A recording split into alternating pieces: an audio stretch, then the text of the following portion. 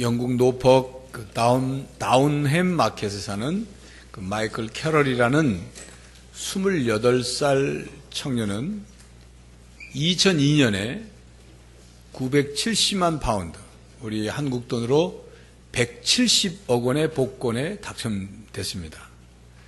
여러분도 여러분의 이런 행운이 있었으면 좋겠죠? 돈에 초월해서 사시는 분처럼 대답을 안 하십니다. 여러분에게 170억, 아니 17억만이라도 이렇게 굴러 들어온다면 그것으로 무엇을 하시겠습니까? 당시 19살이었던 그는 복권에 당첨되면서 인생이 바뀌었습니다. 환경미화원으로 성실히 살았던 그는 순식간에 엄청난 돈을 거머쥐자 술, 매춘, 섹스파티, 자동차 구입, 마약 등의 돈을 펑펑 쓰는 방탕한 생활에 중독되어 갔습니다. 방탕한 생활은 날렵했던 그의 몸을 120kg의 거구로 만들었고 2004년에는 코카인 소지, 마약이죠. 그 다음에 음주운전으로 감옥살이까지 하게 됐습니다. 그 많던 170억이라는 돈은 6년 만에 어느새 사라지고 지금은 빈털터리 신세가 됐습니다. 우울증과 알코올 중독에 이어 최근 여자친구까지 떠나는 아픔을 겪은 캐럴은 지난 13일 자택에서 스스로 목을 맸으나 다행히 친구에게 발견돼 겨우 목숨을 건질 수 있었습니다. 그 캐럴이 자살을 시도한 것은 이번만이 아니라 벌써 두 번째입니다. 그는 지금 돈이 바닥나자 집을 팔고 파트타임 페인트 기술자로 일을 하고 있다고 합니다. 여러분, 돈이 그를 그렇게 만들었을까요? 그렇다고 말할 수 있겠습니다. 그러나 더 정확하게 말한다면 돈에 대한 그의 삶의 자세, 돈에 대한 그의 삶의 태도가 그를 그렇게 만든 겁니다. 사실보다 더 중요한 것은 자세입니다. 사실보다 어떤 사실, 그것보다 더 중요한 것은 태도입니다. 어떤 자세로 자기에게 벌어진 일에 대해서 반응하느냐, 어떤 태도로 내가 겪은 어떤 사실, 어떤 사건, 어떤 일에 대해서 내가 그것에 대해서 대처하느냐에 따라서 삶의 내용과 결과가 달라집니다. 한 군수님이 귀한 손님을 접대하고자 고깃집에 모시고 갔어요. 아줌마, 여기 이 집에 제일 맛있는 고기 있지 않소? 그 제일 맛있는 고기를 좀 주시오. 고기를 가져오는데 군수의 얼굴이 일그러졌어요. 그 고기를 보고 군수가 주인을 불렀습니다. 사장님, 고기에 왜 이렇게 기름이 껴있어요? 예전에 먹던 거랑 틀리잖아. 군수가 화를 내니까 식당 분위기가 아주 썰렁해졌죠. 그때 사장 아줌마가 던진 말은 군수의 마음을 사로잡았습니다. 뭐라고 하냐? 아이고 군수님, 이놈의 소가 운동을 안 했나 봅니다. 기름이 많이 꼈네요. 어이가 없는 대답에 군수까지 이제 웃음이 나왔는데, 이 군수의 초대를 받은 그 귀한 손님은 한술 더 떴어요. 아이고 괜찮습니다 사장님, 내가 먹고 운동하면 되지 뭐.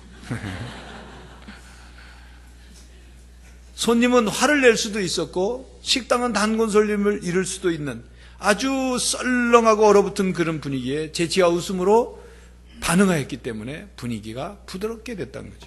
여러분, 사실보다 더 중요한 것은 우리의 자세이고 태도입니다.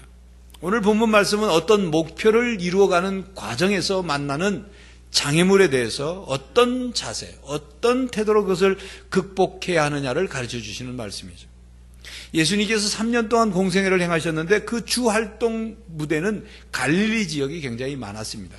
특별히 갈릴리 지역 중에 가버나움, 갈릴리 호수의 북서쪽에 있는 가버나움이라는 도시에서 많은 기적이 일어나고 많은 병 고치시는 그런 사역들이 이루어졌습니다.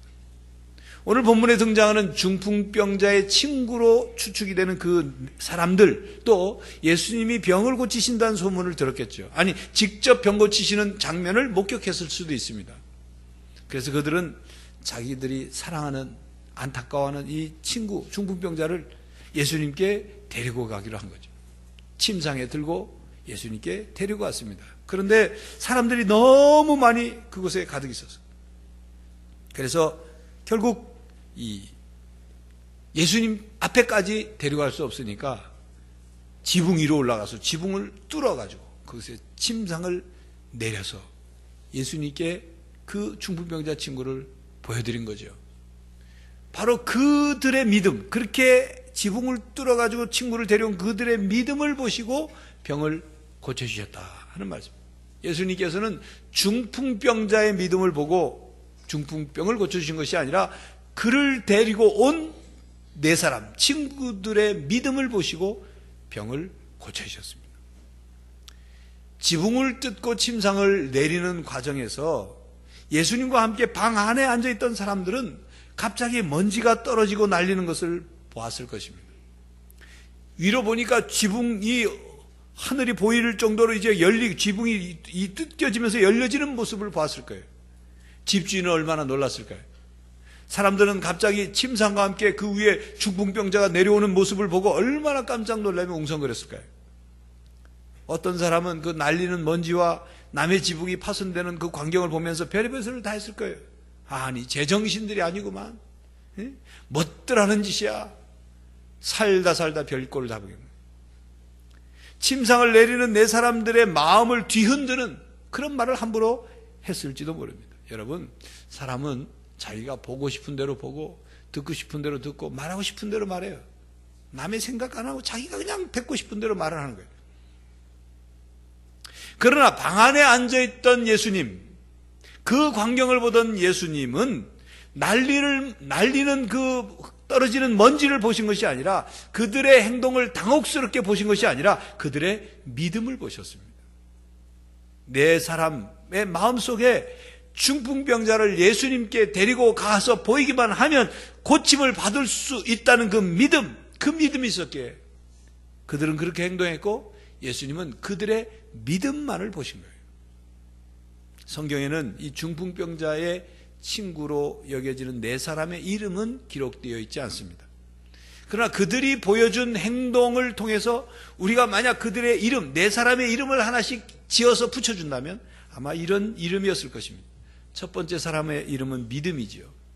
예수님께 가면 문제는 해결될 수 있어. 예수님께 이 중풍병자의 친구를 데려가기만 하면 반드시 나을 거야 하는 믿음. 그 믿음이라는 이름을 가진 친구. 두 번째 사람의 이름은 사랑입니다. 이 사랑하는 이 사람이 중풍병에 쓰러져서 아무런 움직이지도 못하고 누워있는 건 너무 안타깝고 너무 불쌍해. 일을 어떻게 좀 도와줬으면 좋겠는데 예수님께 어떻게 좀 우리 친구들 데려가 보세요. 자신의 마음속에 그 사랑하는 마음을 실천으로 옮기고자 했던 그 사람의 이름, 사랑이라는 이름이었을 것입니다. 세 번째 사람의 이름은 소망입니다. 그래, 예수님께 한번 소망을 걸어보자. 누워있느니, 이렇게 방치되어 있느니, 고칠 수 없이 그냥 이렇게 평생 죽느니 예수님께 소망을 걸고 예수님께 기대를 하고 가보자. 아직도 이 친구에게 이 친구 포기할 수 없어. 절망할 수 없어. 소망을 갖자고, 소망을 가져보자고 말하는 소망이라는 이름의 친구일 것입니다.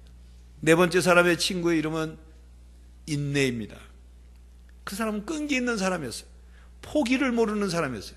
어떤 어려움이나 장애물을 만나도 인내함으로, 견뎌냄으로, 극복함으로 끝까지 해보는 사람. 이 네 사람의 이름이 합쳐져서 주님께서 보시는 믿음이 되었습니다. 이 네 사람의 믿음, 사랑, 소망, 인내가 합쳐져서 그들의 믿음을 보시고 주님이 고쳐주셨다 그 말이에요. 중풍병자의 친구 이 네 사람의 신앙은 바로 장애물을 극복하는 신앙이었습니다. 이 네 사람의 믿음과 사랑과 소망과 인내가 합쳐져서 장애물을 하나하나 차례차례 극복해 나갔습니다. 중풍병자를 고치는 데 있어서 이 네 사람들이 겪어 해결해야만 했던 장애물 중에 첫 번째 장애물은 중풍병자의 몸입니다. 중풍병자를 예수님께 데려가려고 할 때 그 몸은 스스로 움직일 수가 없었어요. 몸이 완전 마비가 되어 축 처져서 팔짱을 끼거나 부축해서 데려갈 수 있는 게 아니죠. 요즘처럼 휠체어가 있으면 휠체어에 앉아서 데려가겠지만 몸 자체가 예수님께 가는데 장애물처럼 여겨졌죠. 그런데 이 중풍병자의 몸이라는 장애물은 그래, 우리 네 사람이 들것에다가 침상에다 들자 함으로 그 장애물은 극복되었어요. 자, 네 사람이 장애물을 이 첫 번째 장애물을 해결하고 그 예수님께 들고 갔습니다. 근데 두 번째 장애물을 만나죠. 두 번째 장애물은 사람들입니다. 오늘 2절 내용을 보니까 많은 사람이 모여서 문 앞까지도 들어설 자리가 없게 되었다. 4절에 보니까 무리들 때문에 예수께 데려갈 수 없으므로 사람들이 꽉 차 있어서 발 디딜 틈이 없기 때문에 이 네 사람이 이 침상을 들고 이 중풍병자를 예수님 앞으로 데리고 갈 수가 없었던 거예요. 사람들, 모여있는 사람들 자체가 장애물이 된 거죠. 자, 그렇다면 어떻게 되느냐? 사람들에게 양해를 구하고 좀 비켜주십시오. 양해를 구하고 앞으로 데려갈 거냐? 아니면 그냥 막무가내 사람들 발을 밟든 안 밟든 막 질겅질겅 밟고 갈 거냐? 실제로 사람들에게 양해를 구해서 자리를 비킬 수도 없고 그 위를 밟고 지나가다가는 아우성과 원망 소리 때문에 이 앞으로 나갈 수도 없을 거예요. 그래서 그러면 포기할 것이냐? 다시 데리고 집으로 데려갈 것이냐? 아니면 다른 방법을 강구할 것이냐? 이 장애물을 만난 사람들이 서로 상의하는 장면을 상상력을 동원해 보면 이런저런 얘기들이 나오겠다. 야, 그냥 돌아갈까? 아니면 사람들한테 좀 양해를 구해서 좀 양보해 달라고 그럴까? 아니, 양해를 다 그들도 다 예수님 말씀 듣고 병 고치려고 나온 사람들인데 양보해 줄까? 아니야. 그러면 무조건 막 막무가내 갈까? 아니야. 다른 방법을 강구해 보자. 많은 무리들을 해치고 나가지 못하면 그들을 피해서 가는 방법이 있지 않는가? 지붕을 뚫어 내려자 하는 방법으로 결론을 내린 거죠. 여러분, 지붕은 세 번째 그들에게 있어서 장애물입니다. 그들은 보통 사람들이 생각하기 힘든 아주 독창적인 아이디어로 장애물을 껴넘기로 했죠. 다행히 당시 이스라엘 사람들의 지배 구조와 지붕의 구조가 그 방법이 가능할 수 있는 그런 구조였어요. 도대체 이스라엘 사람들 지붕이 어떻게 되어 있길래 그들이 연장 하나도 가지고 가지 않았는데 쉽게 지붕을 손으로 뜯어서 내릴 수 있었느냐? 이스라엘은 채석이 용이한 석회암지대입니다. 그래서 일찍부터 돌집이 발달되어 있습니다. 성서시대 이스라엘 평민들의 집은 벽은 돌로 쌓았고 지붕은 진흙으로 많이 만든 그런 지붕이었어요. 부자들은 기와를 올리기도 했지만 그 지붕은 어떻게 됐느냐? 벽돌을 돌로 쌓은 다음에 그 위에 우리가 말하면 석가래와 같은 그런 역할은 대들보와 같은 역할은 돌무화과 나무, 이 돌무화과 나무가 목재로 많이 사용했습니다. 단단하기 때문에 돌무화과 나무를 깔고 그 다음에 그 수직으로는 갈대나 혹은 그 종려나무 가지를 깔았습니다. 그리고 그 위에 진흙을 이겨서 발랐었던 거예요. 그러니까 지붕을 100으로 본다면 10%는 나무고 90%는 진흙입니다. 그러니까 손으로 뜯어서 지붕을 뚫어서 침상을 내릴 수가 있게 된 거죠. 만약에 요즘처럼 콘크리트를 부어서 지붕을 만들었다면 그 뭐 생각할 수 없는 불가능한 방법이죠. 지붕을 뚫는다는 것. 그들의 신앙은 사랑하는 친구가 치유받도록 하기 위해서 장애물을 극복하는 신앙입니다. 여러분, 우리 삶에는 장애물이 없는 삶이란 없습니다. 우리는 우리의 삶이 순조롭기를 원하죠. 장애물이 없었으면 좋겠죠. 방해물이 없었으면 좋겠죠. 우리를 공격하고 우리를 힘들게 하는 그 어떤 요인이 없었으면 좋겠죠. 어떤 때는 순조롭게 그렇게 될 수도 있지만 우리 인생 전체를 볼 때는 장애물이 없는 인생은 없습니다. 방해물이 없는 인생은 없어요. 공격당함이 없는 인생은 없어요. 다만 장애물과 방해물을 만났을 때 우리가 어떤 자세로 어떤 태도로 그것을 극복하느냐, 거기에 달려있는 거예요. 지난 19일 아침 금요일 날 KBS 뉴스를 보니까 거기에 우리나라의 아주 좀 훌륭한 실력 있는 음악가가 활동하는 모습이 잠깐 뉴스에 나왔습니다. 그 여성은 14년 전에 고등학교 학생이었었고요. 그런데 공부도 반에서 1등을 하고 법률가가 되기를 꿈꿨던 여성인데, 유수연이라는 학생이었는데 갑자기 백혈병이 생긴 거예요. 백혈병이 생겨 얼마나 큰 여고생이 충격을 받았겠어요. 그런데 이제 그 유수연이라는 학생이 환자들끼리 모여서 하는 그 장기자랑에 뭘 연주를 했더니 뭐 아주 사람들이 좋아하고 그래서 그때부터 이제 음악을 하기 시작했다. 그러면서 자기가 음악에 빠져서 음악을 연주하는 시간 동안은 내가 죽을 거다. 내가 백혈병 환자다. 이런 사실을 까마득하게 잊고 그렇게 음악에 빠져서 있었던 거예요. 그러다가 벌써 14년이 돼서 몸은 조금씩 회복이 되고 그리고 외국에 가서 음악을 공부해서 국제적인 권위가 있는 벨베데레 콩쿠르 대회에서 오페라 코치 부문 1위와 특별상 2개를 함께 받는 아주 기록을 세우면서 뛰어난 실력을 발휘하고 있었습니다. 그 여성이 인터뷰에서 하는 말이 나는 큰 병에 굴하지 않고 항상 어떤 어렵고 힘든 상황이 와도 이 상황이 끝이 아니다. 이 상황 다음에 더 좋은 무엇이 있을 것이라는 기대와 믿음을 갖고 살았다. 그럽니다. 백혈병으로 죽는 것 그것이 아니라 그 다음에 어떤 상황이 있을 것이라. 자기 삶의 장애, 위기를 그것을 극복하는 자세로 긍정적인 자세로 사는 거죠. 여러분 신앙의 자세란 이런 것입니다. 하나님을 믿기 때문에 예수님을 믿기 때문에 내가 지금 만난 문제, 어떤 위기, 장애물 이것이 끝이 아니라 이 다음에 하나님의 무언가 준비하고 계시다. 그걸 믿는 거예요. 그래서 지금의 장애물에 포기하지 않고 견뎌내고 극복하고 이겨내는 삶 이것이 신앙인 거예요. 바로 예수님께 친구를 데려왔던 이 네 사람의 이 장애물을 극복하는 바로 그 신앙 주님이 그것을 보시고 치료해 주시고 여러분 장애물은 극복하지 않으면 우리에게 승리가 없습니다.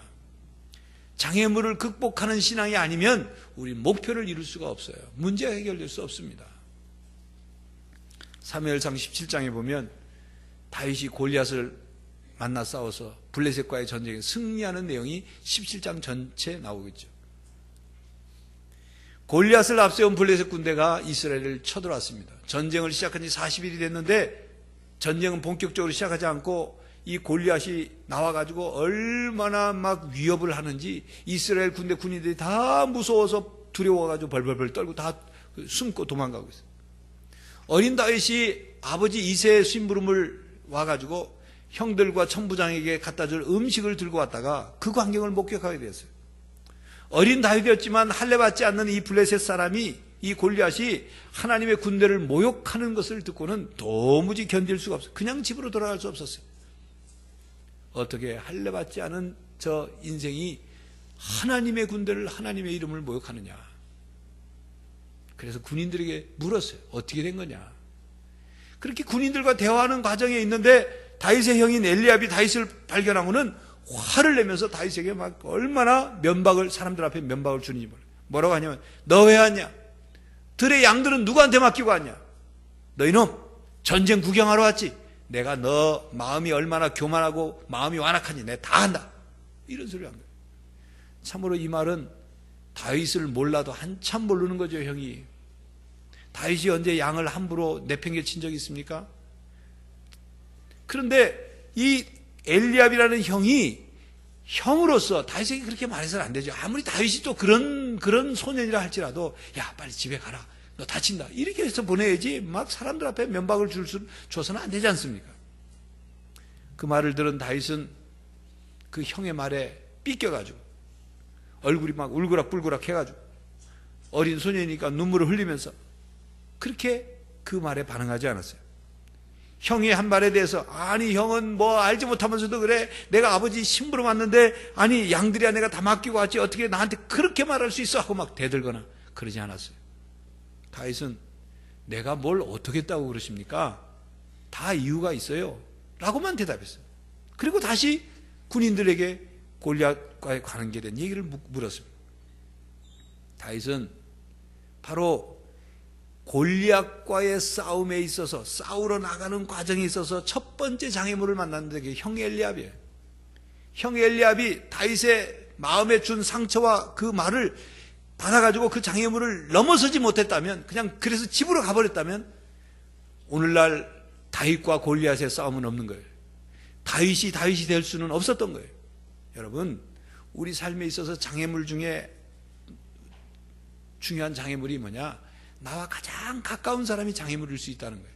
사랑하는 남편이, 사랑하는 아내가, 부모가, 형제가, 자녀가, 친구가, 옆에 있는 교우가 장애물이 될 수도 있다는 사실을 잊어서는 안 돼요.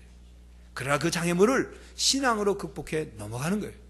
그 장애물에 넘어지면, 그 장애물을 극복하지 못하면 어떤 목표도 이룰 수 없고 문제가 해결되지 않는 것입니다.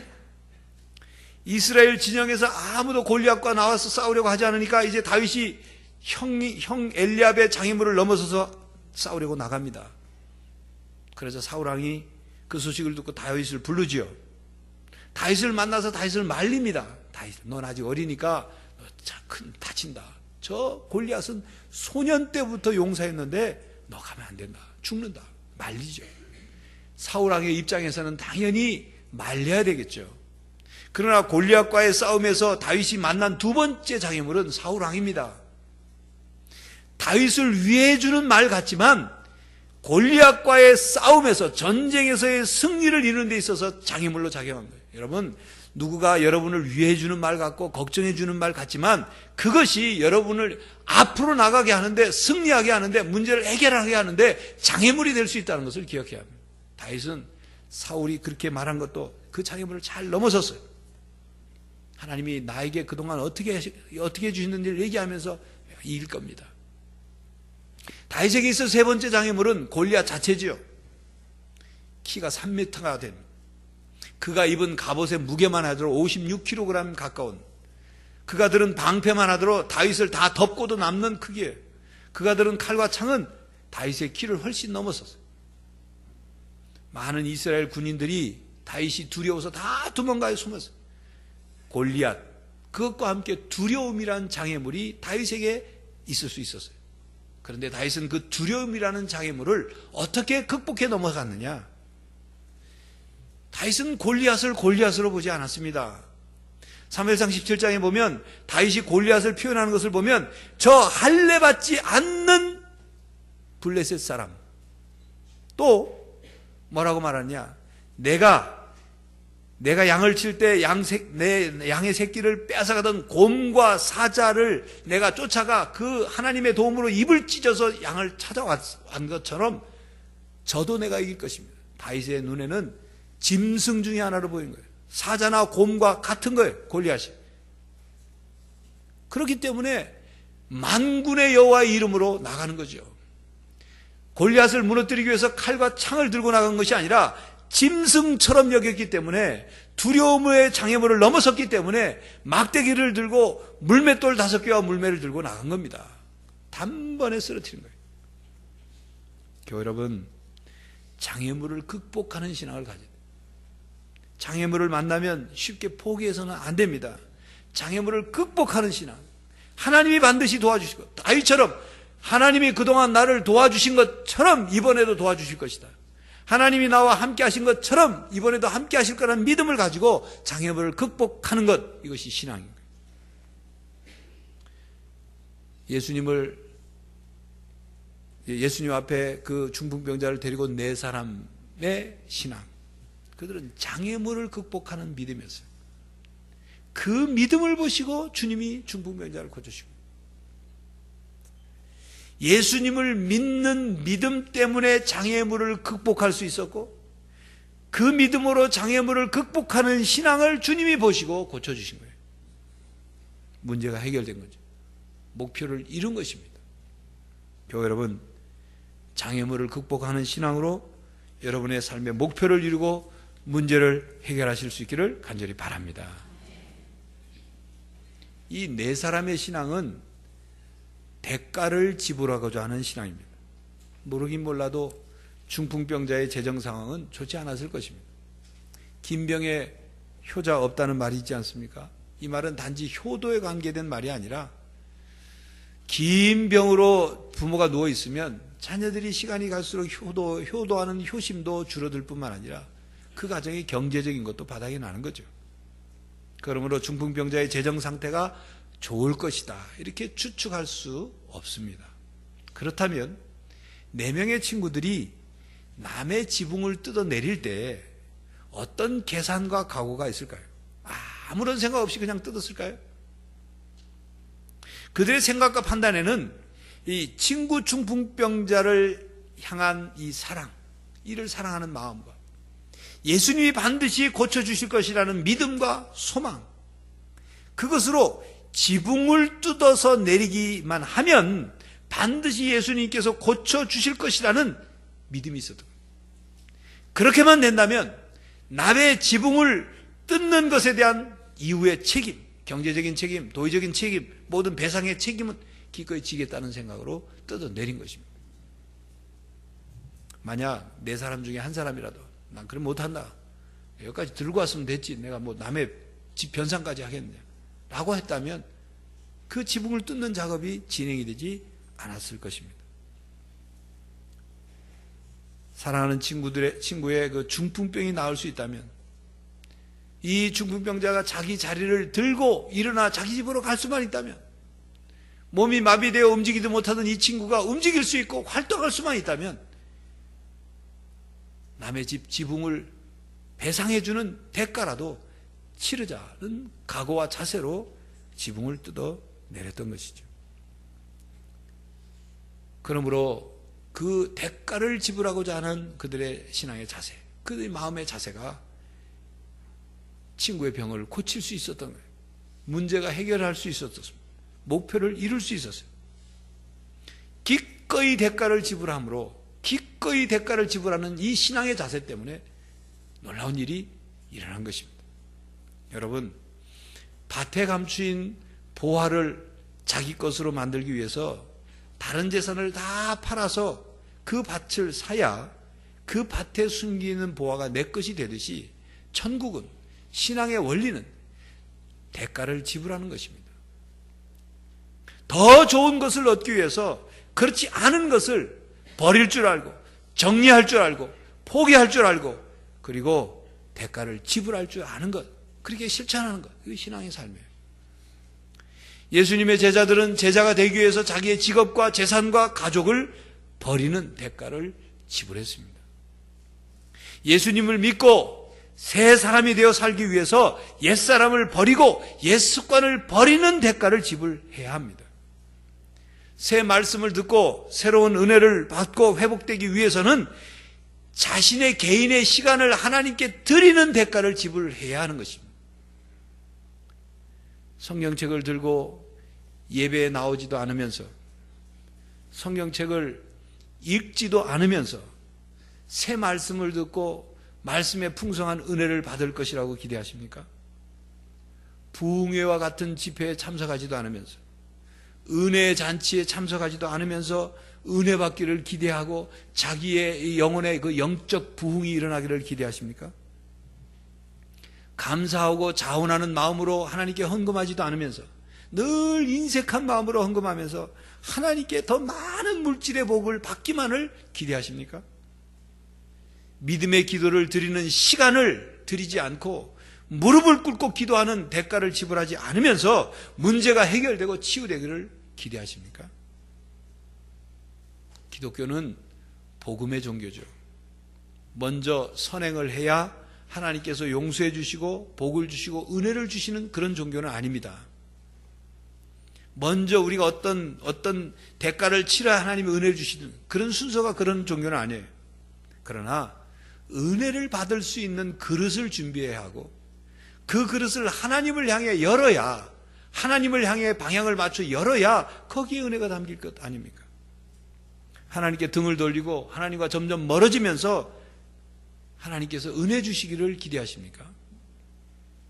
만약 하나님이 은혜를 주신다고 하더라도 은혜를 받을 만한 자세와 태도가 되어 있지 않기 때문에 은혜를 받아 누릴 수 없을 것입니다.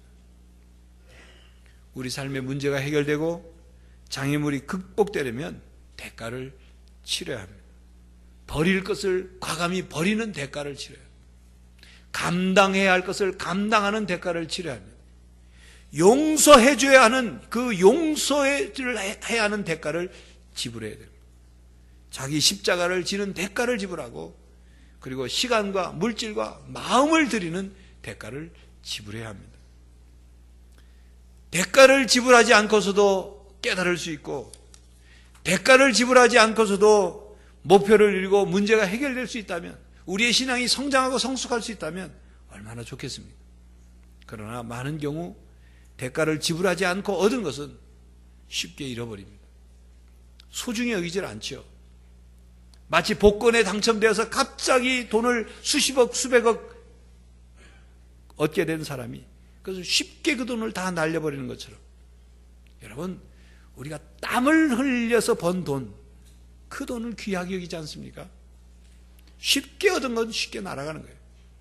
여러분, 술집이나 유흥가에 종사하는 여성들이 돈을 꽤 잘 번대요. 웬만한 월급쟁이보다 한 달 수익이 낮답니다. 그런데 그들은 왜 늘 빚에 허덕일까요? 쉽게 버니까 쉽게 쓰는 거예요. 치장하고 사치하고 또 다른 자기 유흥을 위해서 돈을 쓰니까 많은 돈을 벌지 모르지만 돈이 없는 거예요. 여러분, 부정한 방법으로 돈을 버는 사람들이 그들의 삶을 보면 부정하고 부도덕합니다. 삶의 자세가 그러니까 그 돈을 의미 있고 보람 있는 데서 사용하지 않아요. 땀과 진실과 성실의 대가를 지불해야 거기에 진정한 열매가 있고 거기에 보람이 있고 그 안에서 행복을 누릴 수 있는 거죠. 여러분, 대가를 지불하면 거기에 또 다른 유익이 있다고 합니다.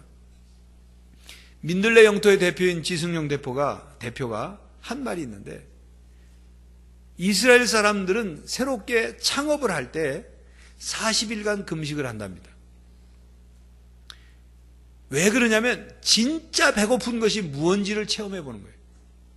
그리고 나서 창업을 한답니다. 그렇게 창업을 하고 나면 40일간 금식하는 대가를 지불하고 나서 진짜 배고픈 것이 뭔지를 경험했기 때문에 사업에 임하는 자세가 달라진다는 거예요.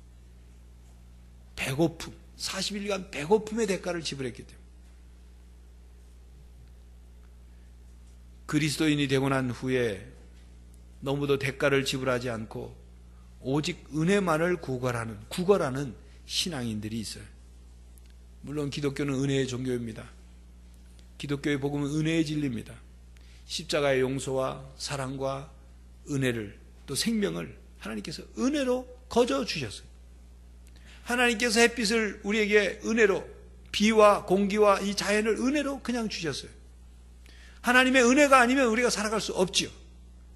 그러나 기독교는 은혜의 종교이지 구걸의 종교는 아닙니다. 거지 종교가 아닙니다. 교회에서 하는 것이면 다 무조건 공짜여야 하고, 나는 교인이니까 교회가 나한테 뭔가를 계속 줘야 한다고 생각하고, 공짜로 쉽게 복받고 신앙생활도 쉽게 해도 되는 것, 기독교의 신앙의 원리가 아니에요. 하나님께 받은 은혜에 대한 감사할 줄도 모르고, 은혜를 받고서도 너무 쉽게 잊어버리고, 늘 거짓 신앙처럼 늘 얻어가기만 하는, 아무런 변화도 응답도 반응도 없는, 헌신도 없는 그런 신앙이 기독교 신앙이 아닙니다. 은혜로 시작하지만 대가를 지불해야 되는 거예요. 중풍병자의 친구들은 친구를 위해 기꺼이 대가를 지불할 자세로 장애물을 극복하며 예수님께 나아갔습니다. 그래서 친구의 병을 고쳤어요. 교회 여러분, 하나님을 믿는 믿음의 자세, 예수님을 믿는 믿음의 자세로 사실 수 있기를 바랍니다. 어떤 장애물이 있더라도 끝까지 믿음으로 극복하는 승리자가 되시기를 바랍니다. 여러분의 가정에 믿음과 사랑과 소망과 인내가 합해져서 여러분의 가정의 삶의 장애물을 만났을 때 그것을 극복하고 목표를 이루는 신앙의 가정이 되시기를 바랍니다. 우리 교회에 어떤 장애물이 나타날다 할지라도 우리 여러분들의 믿음과 사랑과 소망과 인내가 합해져서 그 장애물을 극복해가는 그런 신앙의 공동체가 될 수 있기를 간절히 바랍니다. 기도하겠습니다. 하나님,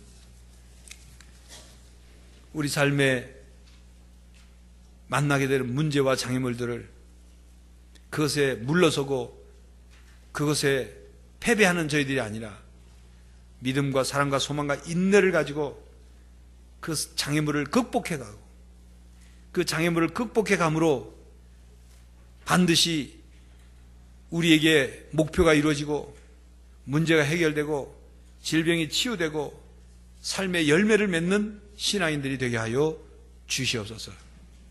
그 목표와 문제를 해결하기 위해서 기꺼이 대가를 지불하고자 하는 자세로 살아갈 때 하나님께 주시는 은혜와 우리의 믿음의 결단을 통하여 우리 삶의 놀라운 변화와 능력과 기적이 나타나게 하여 주시옵소서.